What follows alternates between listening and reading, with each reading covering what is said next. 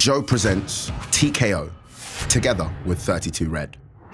Welcome to round 12 of TKO and Joe together with 32 Red. As you see, we're at Rotunda in Liverpool to meet one of the biggest and one of the nicest men in British boxing, I would say. Funny big guy as well, David Price, nice guy. Quality amateur, wasn't he? Quality amateur, Olympic medalist, and destined for greatness in the pro game, but it just didn't work out for him. But he's still there, and he's hoping to pick up some major titles before he hangs up. Yeah, exactly. And we're here today to talk to the big man, David Price. Should we go and meet him? Let's do it. Let's have a look.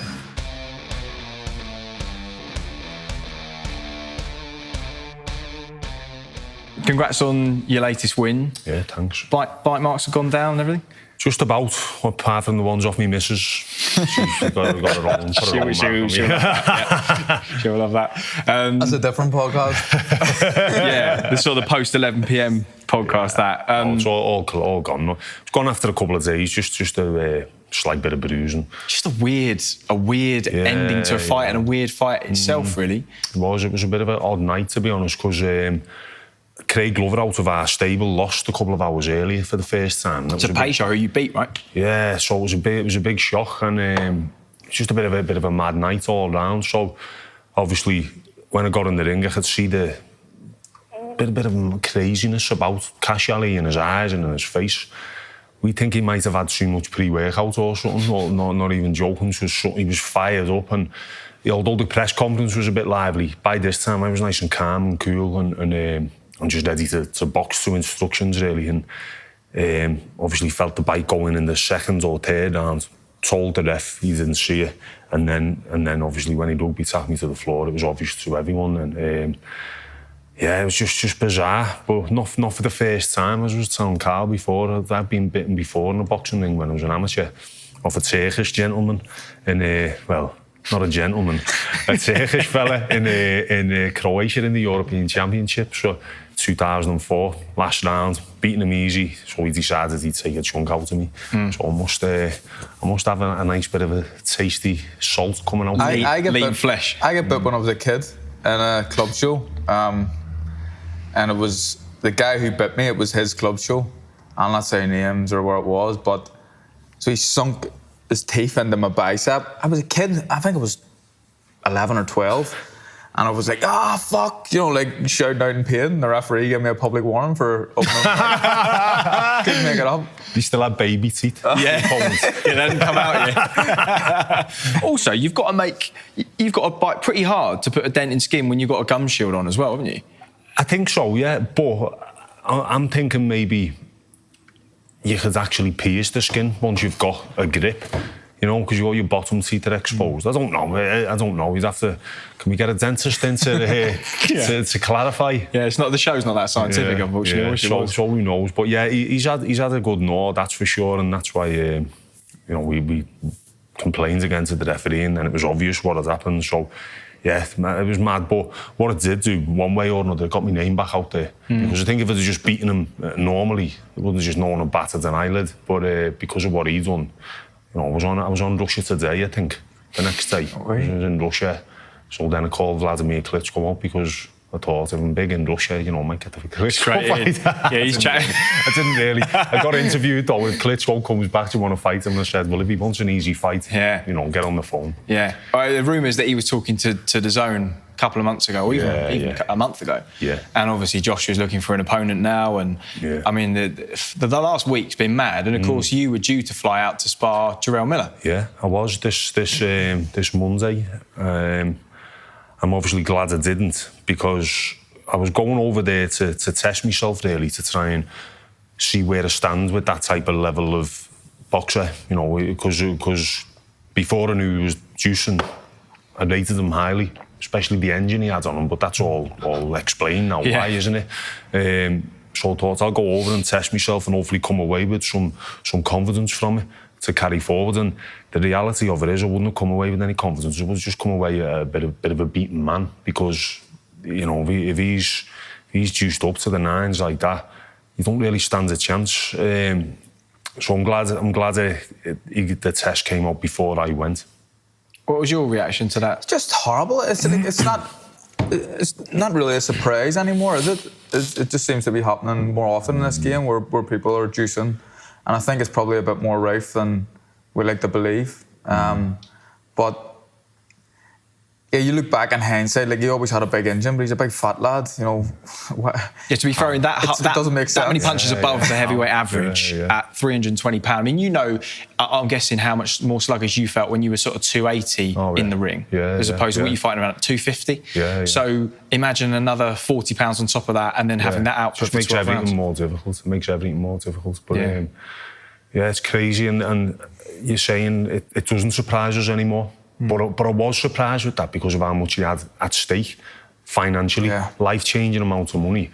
I get surprised, like, you know, if someone is going to risk losing maybe 50 grand by getting caught cheating. Now, $7 million or whatever they're talking, that's just insane. But he's probably got a proper team of people around him trying to. The thing is, has he been on it for the previous 5 or 6 fights and not been caught, and then think I'll continue to do it? You'd have to assume so, wouldn't you? And I'll be okay. The problem you got is, and this is what happened to Dwayne Chambers, when he got caught, he held his hands up and said, "Okay, this is what I took. This is how long I've been taking it for." And they took away all of his medals in that time, all of the prize money that he won. So he was essentially bankrupt and medalless for all of the time that he said he was on stuff. For fighters, there's no impetus to do that because essentially every drug has a half-life. So if you test positive for something and we know that has a half-life of 10 days, the furthest back we can guarantee that we know you took it was 10 days ago. Okay. If you don't tell me 6 months ago I started taking this, I can't backdate your ban. There's no way. So there's no imperative for fighters, if they get caught, to actually come clean and say. No. You're not going to get honesty from a cheat, really. Dwayne Chambers, I think, is a one-off. But, yeah. So when it's happened, the frustrating thing for me again is seeing the backlash about it all, because logically I've lost it to people who failed drug tests after fights. So now I'm seeing, and I've seen it when Deontay Wilder was going out to fight Povetkin. Povetkin failed a test before the fight. The fight didn't happen. Jarrell Miller failed a test before fighting Anthony Joshua. The fight didn't happen.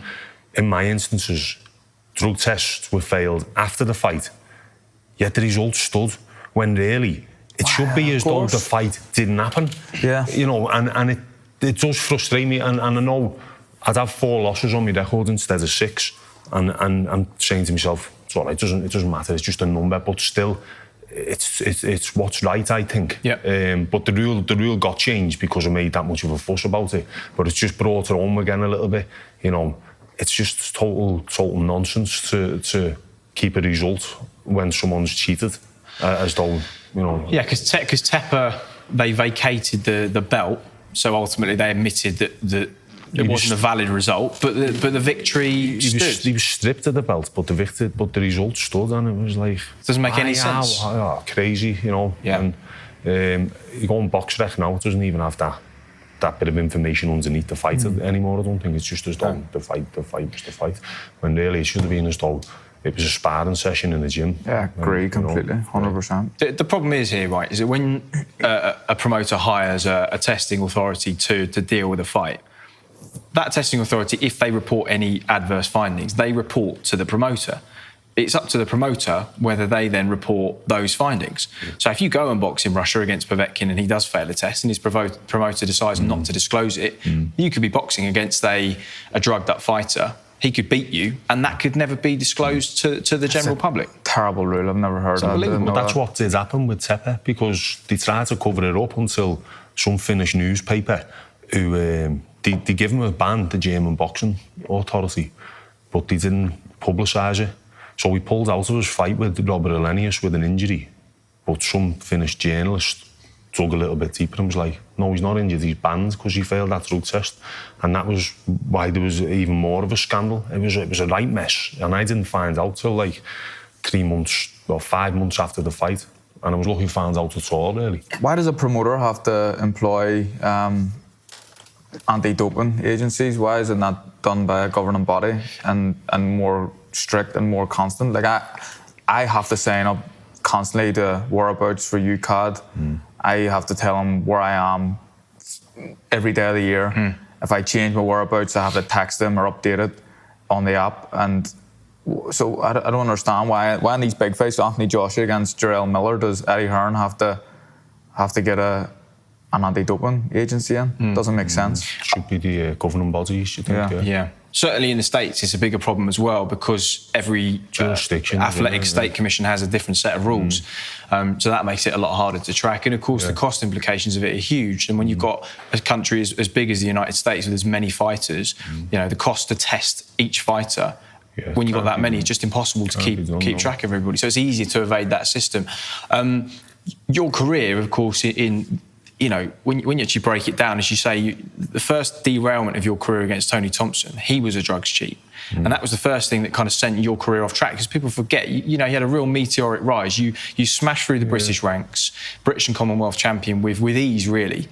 And that was the first guy that you came unstuck against. When did you become aware that he had first failed? Well, it was the second fight with Tony Thompson that he failed the test. The first fight, he just got lucky. He weren't even in shape. He only had to stay on my feet a few rounds and I got caught, whatever. But took the second fight. Before the first fight, there was a problem with his blood pressure. And they were talking about bringing Lucas Brown in to replace him the week before. But obviously, he got passed, come in and fought, got tested, clean. Then, after the second fight, he beat me, and then for months after, actually it took me 2 years, and then 2 years later, it turns out that he'd failed on a masking agent, but which was a blood pressure drug. So obviously the blood pressure thing was there, but my issue was, I didn't find out for 2 years because he appealed with UCAD and it had to be kept confidential. My issue was, why did he change from high blood pressure drug, which weren't a masking agent 4 months earlier, to an older, cheaper drug that was a masking agent? It stunk a little bit to me. And I mean, I had never proved that he was on A, B or C, but he was on a masking agent, and that's why he got a ban. Did he feel different fighting him the second time? Did he feel stronger, fitter? He was definitely in well better shape for the second fight, well better shape, and I had him down in the second round. And his eyes rolled to the back of his head. He somehow got up, and he was one of them. He stopped me in the fifth round. I was exhausted anyway, for whatever reason, and then he just felt like he was just going to go all night, and it was quite a hot pace as well in there. It was a high pace fight, and he was 42 as well. Remember? Yeah. It just didn't add up for me, and he got this other trainer involved. I mean, I could never really prove if he was on anything performance enhancing, but the masking agent thing stunk. So I'm just going to assume he was, you know. It's a difficult thing, obviously, for your career. You and Amir Khan had kind of similar things happen to you, where you'd blitz through domestic level, come unstuck against somebody that really probably most of the public had overlooked and just assumed that you would do the business against. The difference being with Khan, he didn't even consider or entertain rematching Breeders Prescott. You went straight back in with Tony Thompson. Do you regret that in hindsight? Yeah, massively. Yeah. And it weren't what my team wanted. Well, my trainer at the time, Franny Smith, wanted me to defend my British title again against Martin Rogan, and I would have had the British title outright then. But I had this itch that I needed to scratch because of how I felt. I could have beaten Tony Thompson easily, and I was kind of feeling like I'd fall too far behind, because at the time there was myself, Tyson Fury and Deontay Wilder, and the word was that Deontay Wilder was going to get Tony Thompson, and I was like, he's just going to knock him out. It's going to make me look even worse. I need to get him. So we had to stop him from fighting him by thinking the rematch clause. And yeah, I regret it. Definitely regret it, because the second defeat was worse for me to deal with than the first one. But I think at that time, any type of defeat, I think it was a bit emotionally fragile, and I struggled to recover from defeats for quite some time in my mind. Just struggled to re-find where I was before that. So yeah, it's a regret that I do have. Do you remember the hype around Big Pricey when he was on the up, and then the shock of those two defeats? Can you remember those? Remember what you thought? Yeah, I do remember the hype the whole way from the Olympics, really. And he's a man mountain, a giant of a man. He knocks people out and puts them to sleep. And probably being a boxing fan, just completely, like a lot of other fans, would have just overlooked Tony Thompson Pricey's going to run through him here, no sweat, and then it didn't work out. Everyone's it. Frank Maloney come in the changing rooms before the fight, the first fight, and just said, as soon as you hit him, he's going to fall over. And that was the kind of belief around me at this point. It was like, it was grown with every fight. And I was guilty of it myself. I even done it in the Olympics. So I thought I only had to hit Roberto Camarel with the right hand, because I was knocking everyone out. So I should have really learned from that, really, when I was a pro, but I didn't. And here we are. It's not good to have people around you as well saying things like that. No. I think, and I've learned as well that you can't underestimate opponents, anyone.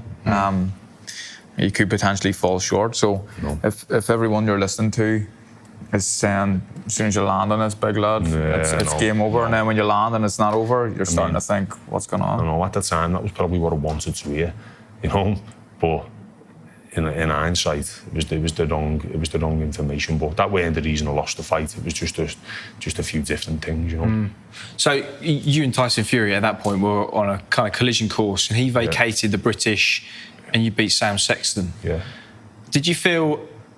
I mean, you beat him in the amateurs. I know it was early days in his career, but you always had that over him, and there was a little bit of bitterness from him, certainly towards you, because of that. Do you feel he maybe, by vacating and not boxing, you was just swerving it and trying to build it to something bigger later down the line? Definitely. And I knew that at the time, but again, the people around me were like, play up on him, vacate, because he had a lot to say at this point, Tyson. So I thought, well, I will make a big deal out of him avoiding the fight. And looking back, it was probably, at that time, my best chance to beat him, because he was still a bit heavy and sluggish and wanted to brawl a little bit, and that it would have been easier to hit. And then as time's gone on, he's become what he's become. So it was probably my chance, really, to beat him. But yeah, he was looking at the bigger picture, I think, him and his team. What do you think of the interview he done when he got stuck into you and Tony? One of my best mate did that interview. Did he? It's hilarious. It's hilarious, isn't it? It's hilarious. It's brilliant. He handled it so well. Maloney as well. It's comedy gold, isn't it? And the funniest thing about it at that time is I don't think he was trying to be funny that night. I think he was trying to be nasty. But he had that blue cap on sideways. So funny. Yeah. And at the time, though, it was a little bit like, what are you saying that about me? My kids might see that. But as time's gone on, I look back and I just laugh at most of it, really. Yeah. And Bellew, obviously a good mate of yours for many a year, has gone on to kind of achieve things beyond probably his wildest dreams. And I remember you said, there was a point where he actually predicted all the things that were to come. Yeah, he did. I was sat in his house having a cup of tea about 4 years ago, and he did say to me, "I'm going to win a world title at cruiserweight." At this point, he hadn't even won the European title, and he said, "And then I'm going to call David Haye out and fight David Haye." But obviously, he didn't mention what come after the first David Haye fight. But it's something that's always stuck in my mind. How it all came to fruition. It was amazing. It worked. A man with a plan. Yeah, definitely. Well, Haye was something else in those years as well. Of course, he was more like cruiserweight in sort of the early years, moved up to heavyweight, and I think you sparred him before the Klitschko fights. Yeah, I signed with David Haye and Adam Buda when I first turned professional. Yeah. So I've done loads and loads of training with him, and I was always a big fan of his. Sparred a lot with him. Gained a lot of confidence from the sparring I was doing, and he always believed in me, David. He always talked well of me. And I've spoke to him about you as well, and he like what you're saying there. He believes in you. He's told me that you're the hardest, serious part, and we all know it. But he says you're the hardest puncher he's sparred. He's been in with some big guys. So that's interesting, and it's nice to know. And I'll always, even when he was fighting Bellew, although I wanted Bellew to win. I didn't want to see David Haye come on with any type of arm or nothing, because I've always had a lot of time for him. It's good to see he's still involved with Derek management now, isn't he? You're watching TKO, together with 32 Red. Now, though, here's Russell Kane with news from something else on Joe.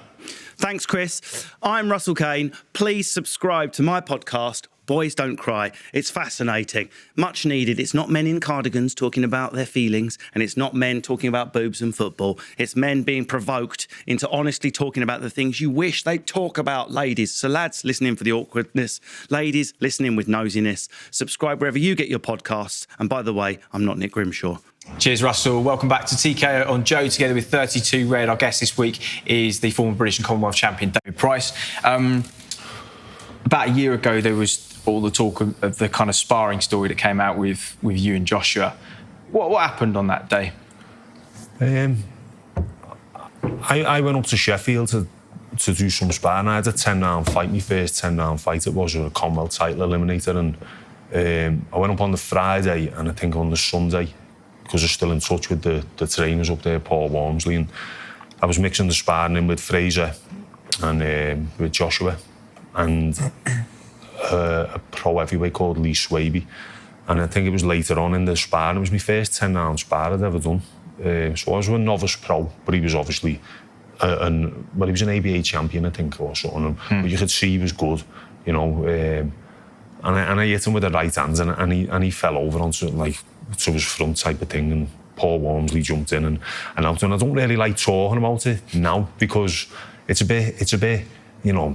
There was a time when I did mention it, when I thought it might get me the fight, and that was the only time I was ever going to publicly mention it. But now the cat's out the bag. If I get asked about it, I'll talk about it. But for years, people were asking me, "Did you?" And I was like, "No, I denied it." And then when he was due to fight in Manchester at the end of 2016, I was ranked with the IBF, and there was talk that they were going to speak to us about making the fight. So I thought, I'm going to let the cat out the bag now to try and let the public at least see that he can be here type of thing, and there's a story behind it. And I did so. And obviously didn't get the fight. But it's, you know, I had to try. If ever there was a time to mention it, it was then. And that's basically it, really. That's all that happened. Because that code of conduct about not talking about sparring is... it's just like a gentlemanly agreement among fighters, isn't it, really? Yeah. And you're kind of seen as, a little bit like with the Coley putting the Dylan White clip out a couple of weeks ago, you're seen as breaking that code if you do talk about it. But I guess it is on you, isn't it? Whether you do I suppose it is. And I think what David's saying there is right. And like, he didn't really like to talk about it, but when there's a chance of making a big fight and a huge payday and a real chance of glory, then I suppose you do anything to try and get that. You've got to, yeah. There's other instances where it happens, and sparring footage was released, and guys taking liberties and sparring and stuff, and that's wrong, completely wrong. But it happens. It happens in this game. It does, so the kind of the following 2 or 3 years, your kind of mixed results, came unstuck against Christian Hammer, but you weren't in any sort of shape really going into that fight, were you? Yeah, no, I weren't. I was like, I think I weighed in 19 stone 10, but the thing at that time for me was I wasn't happy in me surroundings. I was training up in Rotherham with Dave Colwell, and I weren't happy up there. It's as simple as that. I didn't enjoy being away from home. I weren't really enjoying the mood in the gym at that time, because Dave didn't want me to take the fight. But because I weren't happy, I couldn't really, in my mind, I couldn't really face the thought of carrying on going up there for a further 6 to 8 weeks if I postponed the fight. So I thought, I'm going to take the fight and I'm going to win. You know, I'll take that. I thought I'd win. But I think I'd spent four full weeks up there with him. Other than that, I was at home training myself. And I lost. And then at that point, I was ready to call it a day. Then I was ready. I was like, you know what, I don't really want to do it anymore. If it's going to mean me being not happy.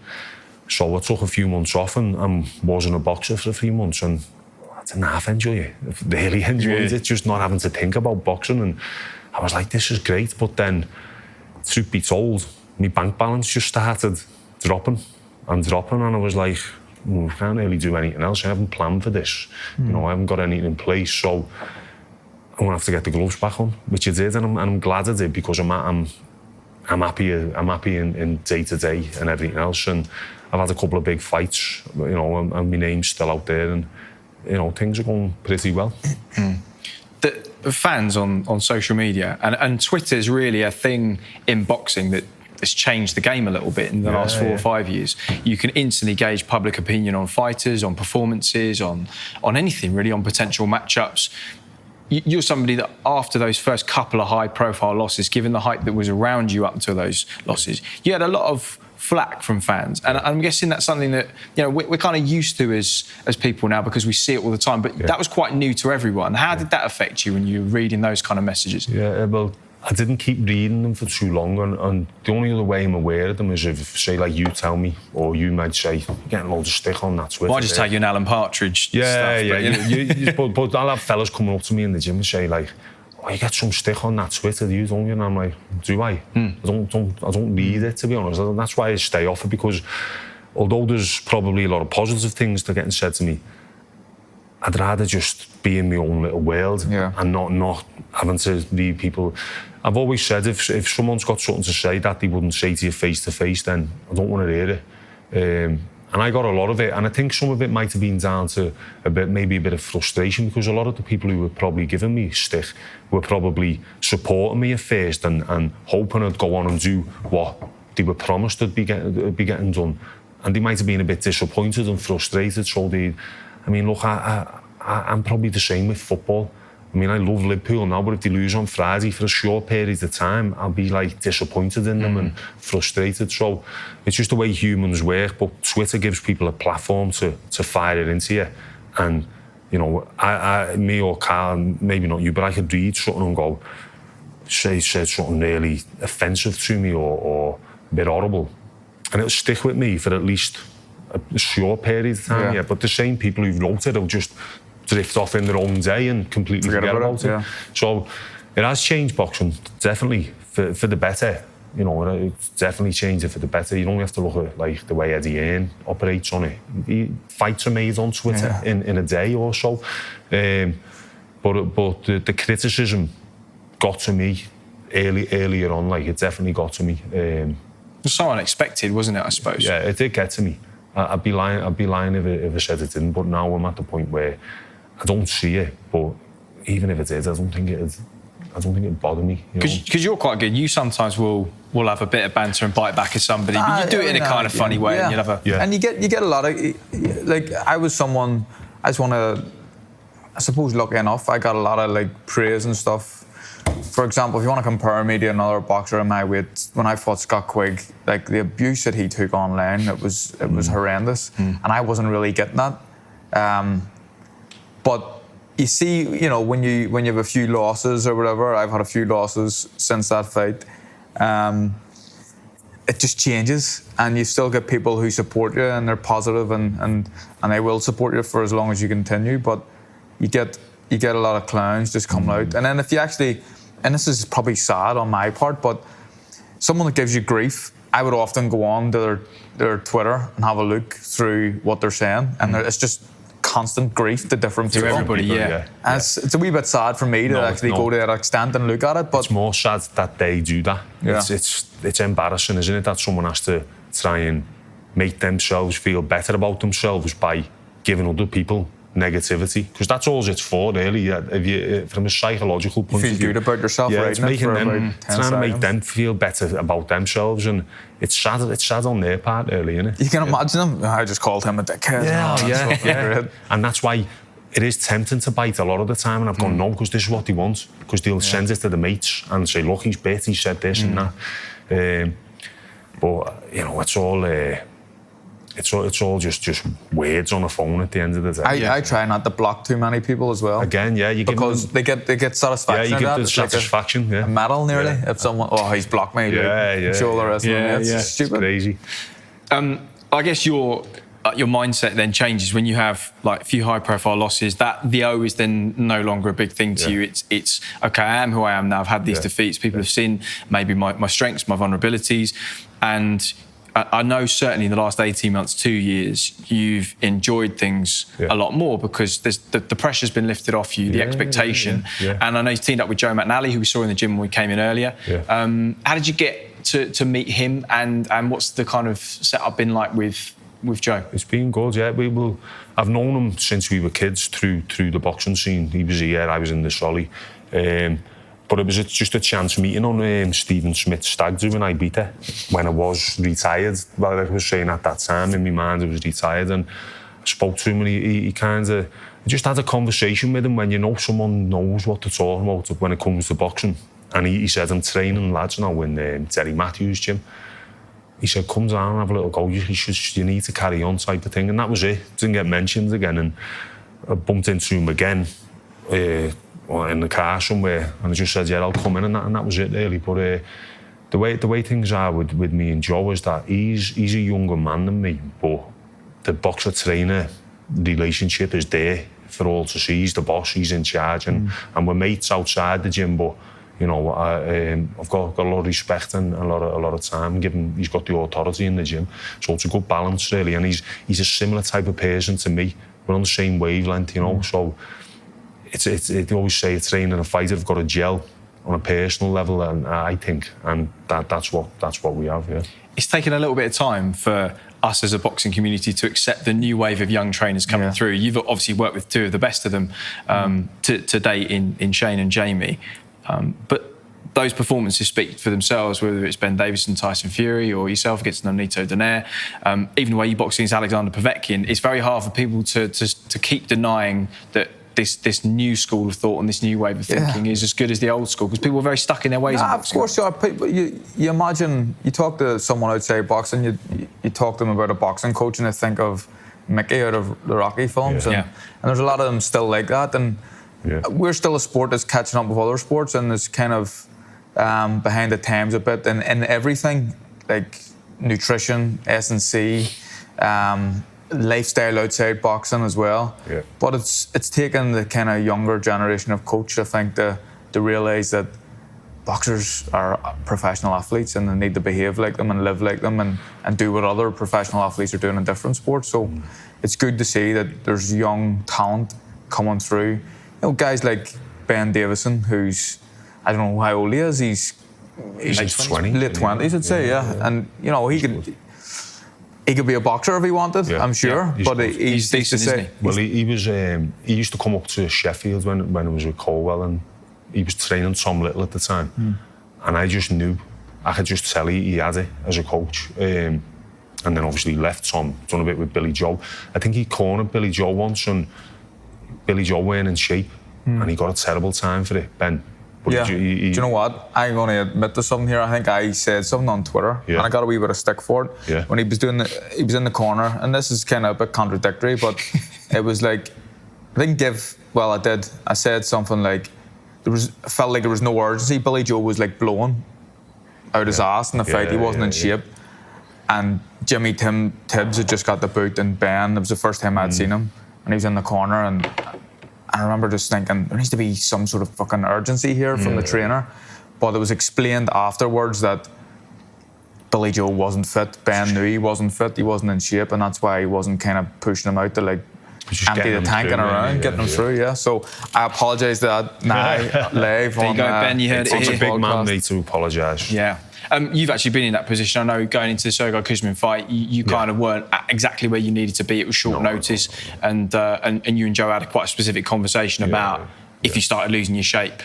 Started losing my shape, and if the problem with my arm flares up, Joe just told me there was an argument about even taking the fight. He didn't want me to take the fight. I wanted to take the fight for my own reasons. But the priority on his side was that the fight previous, was a fight which I lost by knockout and was getting brain scans after the fight type of thing. Avoid that at all costs. But the frustrating thing for me was when I was in there, I knew that if I would have been prepared, I think I could have beat him, no problem. But I don't regret it because, I got a fight off the back of it, and now another fight against Kash Ali, and then I'll get another fight. So if I hadn't took that, I was going to fight on a show in Belfast, an MTK show against, God knows it, we were struggling to even find an opponent, and I was struggling with motivation in the gym. So who knows where it'd have been? Might have been a bit of a blessing, in disguise. I was talking to Darren Barker last week about your fight against Povetkin, and he said how unlucky to think that the shot that he caught you with kind of you dropped your arms on your feet because it stunned you. I was out on my feet. Yeah. You were, and then he had a free shot. And when you stunned him, he fell back. He did the backstroke about 10 feet into the corner, and that saved him. Yeah, if he'd just wobbled forward, and you'd have had a free right hand. Yeah, exactly. Yeah. And again, it's ifs and buts, but it's probably, I do believe in fate a little bit, and it's led me to where I am now. Maybe for whatever reason, I don't know. It would have been great to have beaten him on the night, but I had to just let go of any, if onlys after it. I just let them go straight away because I would have been lying in bed at night, frustrated every night. We are going to do 32-second challenge with 32 Reds. This is word association, David, so I'm going to read you out a list of words, and you're going to say the first thing that comes into your head. Oh, shit. Oh, shit. That's all right, you're allowed to swear, we're fine. Yeah. So 32-second challenge with David Price with 32 Red. You ready? Go on. Liverpool. Great. Beijing. Okay. David Ingleby. Off his feet. Beating Tyson Fury then. Good. Beating Tyson Fury now. Unbelievable. Salisbury ABC. Great. ESPN Prospect of the Year. Me. Tony Thompson. Cheat. Kash Ali. Biter. Povetkin. Lucky. Anthony Joshua's chin. Sturdy. Jurgen Klopp. Wim Hof. And can Liverpool win the league this year? Yes. Do you know what Wim Hof is, by the way? Go on. Yes. Yeah. Is it the breathing technique? Wim Hof is the breathing technique, right? But Do you know why I know this? you do it. No. Stephen Ward has been researching Wim Hof because he's seen a video of Lomachenko holding his breath for like 4 minutes underwater. No way. So he says there's like a £200 bet in it that I've let him off with because he's skimmed. But he says he can do it. He can do it he started at 4 minutes, said he can do 3 minutes. He can't. He's done like a minute and a half. But he's practicing this Wim Hof thing. Well, Jurgen Klopp reminds me of Wim Hof a little bit. Wim Hof's this, he's a cool Dutch fella. He's created this breathing technique, which is meant to be good for various reasons. But I spoke to you, September, was the middle of summer last year. I was having a few problems.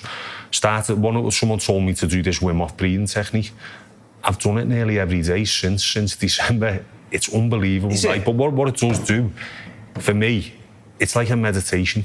So everyone's getting into this type of thing, meditation and mindfulness and things like that for your mental health type of thing.